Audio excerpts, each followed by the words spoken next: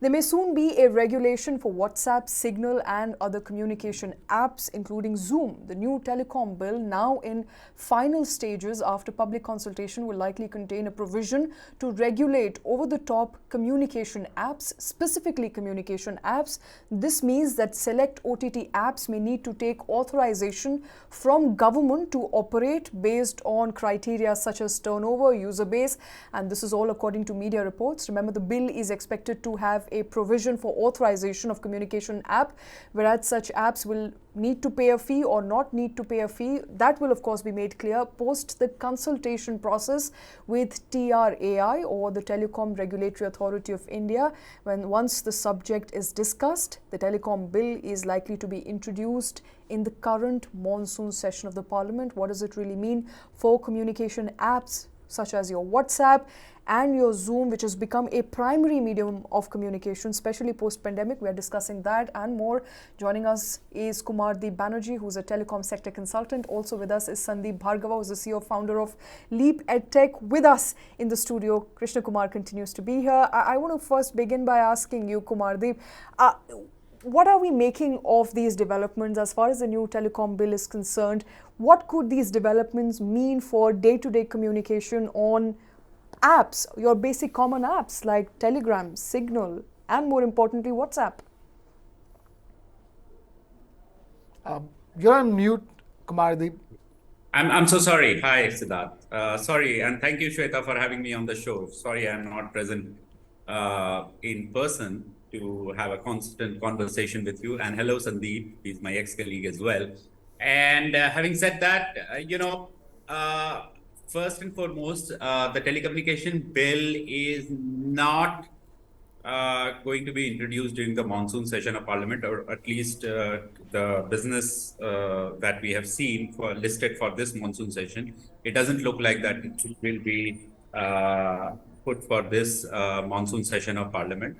What we are referring to right now is the consultation which has been or which is currently open by the Telecom Regulatory Authority of India on OTT communications. Having said that, let me make a statement, which is that the present regulatory framework is adequate to address the extant challenges. There is no need for a new legal framework or amendments to existing frameworks, because the Ministry of Information Technology is drafting the Digital India Act, and we are aware that the Digital Personal Data Protection Bill is at least scheduled for now to be introduced in the monsoon session of Parliament. Digital competition law is also under discussion at some stage. So these initiatives are consultative processes. They are enough, and they aim to adapt the present laws to the technological changes. Now, if you want to come back, and I can get into the exact discussion on why it drives consultation and what the arguments could be as to why there doesn't need to be separate regulation for OTT services at this point of time. But I will toss it over to you, Shweta, and if you have. Yeah. Thanks for that, Kumardeep. I want to quickly understand from you, Sandeep, what are you making of these developments? Kumar believes that these are just consultation process. You don't really need to have separate regulation. Remember, from what we're picking up, and as far as media is reporting it, media is saying that the government does not want to go for the word license, so they are using authorization, which means that you have to get some sort of authorization from the government. If you have a set user base, if you make some adequate number of fixed revenue, all of that will be decided later, but you need to be authorized in order to operate in Indian telecom space, especially if you are an OTT communication app. All of this currently in the realm of speculation, so to say. None of this can be confirmed independently by us. But what are you making of these authorizations, if at all it's needed for OTT players, communication players, to operate in India? Thanks, Shweta and Siddharth, for getting me in here. Thanks, Kumardeep, for the insight, what you said. See, I beg to differ a slight from what Kumar has said. He has been changing roles from an operator to a council now. So if you really look back at the history of the Indian framework, there is no specific regulatory framework for the OTT players in India. Their TRA had come out in 2015, then they came out in September 2020. And also finally in 2022, the DOT has come out with a draft, which is the nodal ministry for selective way forward for the OTT service. See, why it is needed and why it is important is the TSPs have been in contention for asking a level playing field between the TSPs and the OTT platforms. So while TSPs are regulated with various laws in the country, OTTs are not at all regulated. So they want some kind of a level playing field, maybe with some authorization, with some kind of responsibilities. Though I agree, yes, there are certain laws, but these laws have become so many that where do they get the narrow path out of it? You don't know. So they want to be, since their data is riding on the telecom networks, and telecom networks are responsible for certain framework and licensing of the government, there has to be some level playing field between the two. So that's where the government wants that for certain security reasons, for certain challenges, there should be some kind of a control on the OTT apps, not ride free on the net. Okay. Interesting, some kind of control, and the government has been trying to exert control. My colleague Krishna Kumar, of course, here in the studio, we said goodbye to Siddharth just a couple of minutes back. But Krishna, I want to understand from you, government has been trying to exert control in one way or the other, and some of the concerns that government has raised are legitimate, specifically with respect to the fake news menace that WhatsApp has, in a sense, not just delivered in India, but has also encouraged in India, hasn't been able to find the last or the first operator who comes up with the fake news, as a result of which there are mass killings, there's lynching on streets, and there's been a back and forth between the authorities, the government, and WhatsApp. In which case, WhatsApp clearly says, we don't operate out of India. You don't have any jurisdiction over us. Our servers are not here. We are outsiders. We can't tell you who sent the message because we protect our client's identity. In all such matters, it becomes important for government at least to have some control, and no matter who's in power, for the government to have some sort of control over what goes out there in terms of fake news, in terms of what could impact our financial markets, what could result in mass killings. Therefore, an authorization of this nature could be important and interesting to watch out for. Definitely interesting to watch out for, and bear in mind, we've been through our share of wranglings with WhatsApp already, and this entire server is being based in India. We've seen BlackBerry being blacked out because of a similar issue as well. So when we were discussing the previous topic, which was on Super App, and you had Siddharth talking to us about the one thing that Super App has not been able to crack is communication. Like your WeChat in China, you haven't done that in India because we are yet to settle down on what is going to be our main communication platform. If we say we are suspicious of WhatsApp, do we have our own WeChat?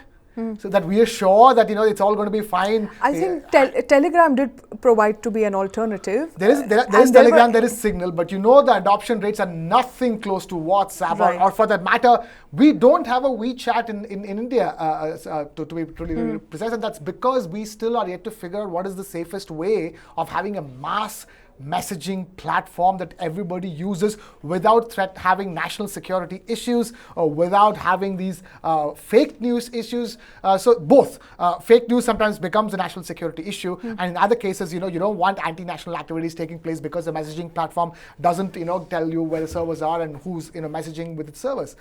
So my point here is that yes, you're absolutely right when you say it'd be interesting to see authorization, but then the fears, like you rightly point out, is this authorization another hark back to the license Raj of yore? In that sense, who regulates the regulator? Right. And how much control is too much control? Kumar Dev, I think since you've been a veteran of the telecom sector, I think control is what the government seeks, but pushback is what you're going to get from these apps. All of them, I am assuming, from your Telegram to your Zoom to your WhatsApp, all of them are going to push back saying, we don't want to be controlled by you, you cannot control us, we try to protect privacy of our customers. How do you see this panning out in India specifically? In India specifically. Which doesn't have the Chinese censorship issues, so to speak. You're on mute, Kumar Dev. I'm so sorry. Yeah, it's just become an habit. So I kind of agree with what Krishna Kumar was saying. So let me get back to the National Digital Communications Policy 2018, where DoT had committed to remove regulatory barriers and reduce regulatory burdens that hamper investments, innovation, and consumer interest. That is one. Then the Indian government has progressively liberalized the regulatory framework since 1994, when it allowed the first private sector entry into the telecommunication sector. And since 2012, the telecommunication policy, the government has held the view that the network licensing is separate from service delivery to end users, and that licensing framework must not extend to content regulation. Third, we are currently discussing the TRI paper. So the TRI had also recommended forbearance on OTT regulations as early or as late as 2020. TRI's 2020 recommendations on regulatory framework for OTT communication services noted that any regulatory intervention may have an adverse impact on the industry as a whole, and market forces should be allowed to operate. That is the view emerging from TRI, that is the view emerging from Department of Telecommunications, that is the view that is emerging from various sections of the government. Having said that, what is the extant need? Today, in the age of newer technology, emerging technologies, let's say AI, MI, licensing will lead to content moderation. Licensing can lead to, lead to fake news not getting circulated on some of the social media platforms. That is the question. All right, Sandeep. I'll just intervene here, Kumar, for a second, if you may allow, Shweta. Absolutely, absolutely. Kumar did mention about the TRI in 2020, but it also made a remark there that this sector should be monitored and intervention should take place at an appropriate time. Now, see, when we talk of an apt time, it will, from the OTT perspective, it will never come. But the way technology is advanced and the way the nuances happen sometimes, especially for, as you mentioned about the lawful interception and the security purposes, there need to be some kind of a tap on this. So they have left it open for the regulator, for the policymakers to take an action at an appropriate time. So probably that has come now. It seems like that. So that should not be forgotten. All right. All right. Before I let you go, I think I want to understand in less than one line or so, perhaps, if what are your larger views around regulation for OTT communication apps? If you could quickly help me understand, Sandeep, first from you, do you see a regulation, and if there would be a regulation, what kind or nature of regulation will we see coming in? So I see a light touch regulation, especially on the grounds of security and lawful interception. That should happen there. And that may be there. That is my personal view. Okay. Kumardeep?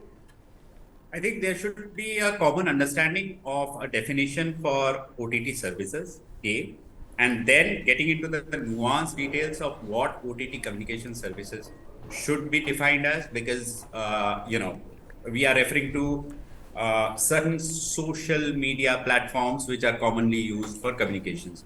What about a telemedicine platform which also has a chat app? Isn't that communications?